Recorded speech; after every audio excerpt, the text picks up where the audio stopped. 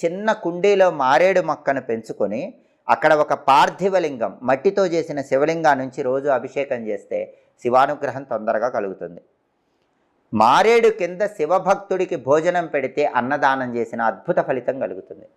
కొన్ని వేల మందికి అన్నదానం చేసిన ఫలితం రావాలంటే ఎక్కడైనా మారేడు చెట్టు సమీపంలో, మారేడు చెట్టు నీడపడే ప్రదేశంలో శివభక్తుడికి భోజనం పెట్టండి. కొన్ని వేల మందికి అన్నదానం చేసిన ఫలితం కలుగుతుంది. అలాగే మారేడు చెట్టు కింద శివప్రియమైన రోజుల్లో క్షీరాన్నం కానీ నెయ్యి కానీ దానం ఇచ్చినట్లయితే ఏ జన్మలో కూడా దారిద్ర్య బాధలు ఉండవని ధర్మసింధు అనే గ్రంథంలో చెప్పారు. అంటే శివుడికి ఇష్టమైన రోజులంటే మాస శివరాత్రి, సోమవారము, ఆరుద్ర నక్షత్రం ఉన్న రోజు, మహాశివరాత్రి, ఇవన్నీ శివుడికి ఇష్టమైన రోజులు.